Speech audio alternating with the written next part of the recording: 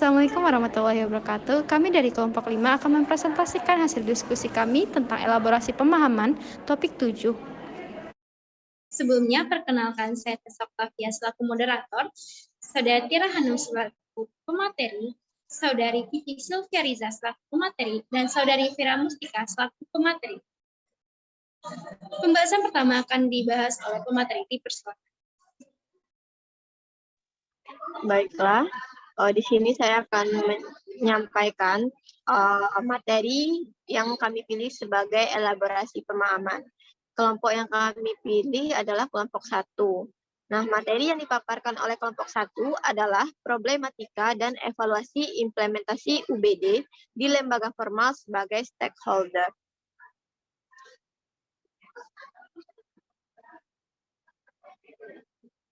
Rangkuman yang diperoleh dari diskusi dengan kelompok 1 adalah berdasarkan presentasi kelompok 1 tentang problematika implementasi kerangka UBD, lembaga formal sebagai stakeholder. Kelompok 1 menjelaskan bahwa tingkat keberhasilan implementasi kerangka UBD sangat ditentukan oleh kesiapan dan dukungan para pemangku kepentingan atau stakeholder. Bekerjanya stakeholder dengan berbagai kepentingannya sangat signifikan dalam menentukan keberhasilan implementasi kerangka UBD yang pada akhirnya menentukan capaian dan kualitas pembelajaran. Peran dan posisi stakeholder sangat menentukan keberhasilan dan kesinambungan implementasi kerangka UBD. Stakeholder dapat diartikan sebagai pihak yang berkepentingan. Dalam konteks penerapan UBD, stakeholder diartikan sebagai pihak yang berkepentingan menentukan terhadap implementasi UBD secara langsung maupun tidak langsung.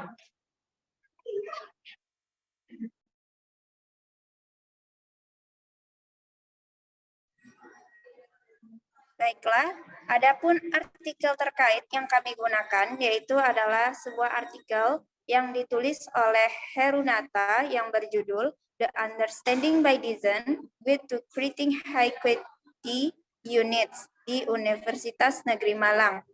Nah, berdasarkan hasil jurnal yang kami temukan, stakeholder dipetakan menjadi 3 jenis, yaitu yang pertama adalah stakeholder primer, yaitu pemerintah.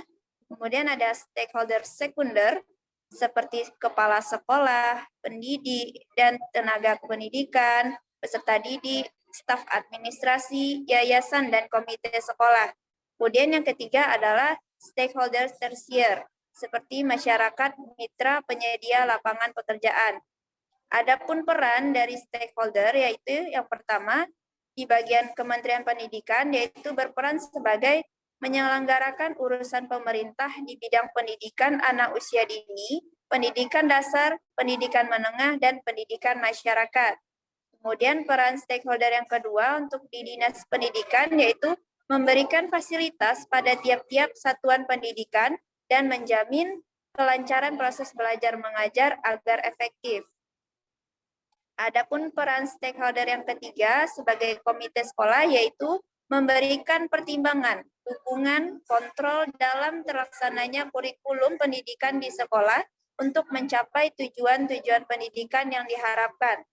Kemudian yang keempat sebagai masyarakat yaitu merupakan pihak yang berpartisipasi secara sadar untuk berkontribusi dalam program pengembangan kurikulum pendidikan bola dari perencanaan, pelaksanaan, monitoring, sampai pada tahap evaluasi. Selanjutnya yaitu perbandingan antara materi pembahasan kelompok 1 dengan artikel yang kami temui, yaitu berdasarkan perbandingan antara pembahasan diskusi kelompok 1 dengan artikel, yaitu memiliki kesamaan terhadap penjelasan tentang problematika penerapan kerangka Understanding by Design atau UBD di lembaga formal sebagai stakeholder, yaitu stakeholder memiliki peran penting dalam tercapainya implementasi kerangka UBD. Karena stakeholder merupakan pihak-pihak yang berkepentingan dalam implementasi kerangka Understanding by Design. Ulasan dan penjelasan pribadi dari hasil pembahasan dan perbandingan kelompok 1 dengan jurnal yang kami temukan terkait tentang problematika penerapan kerangka Understanding by Design di lembaga formal sebagai stakeholder, Kami setuju dengan pendapat kelompok 1 bahwa peran stakeholder sangatlah penting untuk mencapainya implementasi kerangka UBD serta setuju dengan solusi-solusi yang diberikan oleh kelompok 1 dalam mengatasi problematika dalam penerapan kurikulum dengan kerangka kerja understanding by design. Kelebihan dari pembahasan materi kelompok 1 tentang problematika penerapan kerangka UBD di lembaga formal sebagai stakeholder sudah baik.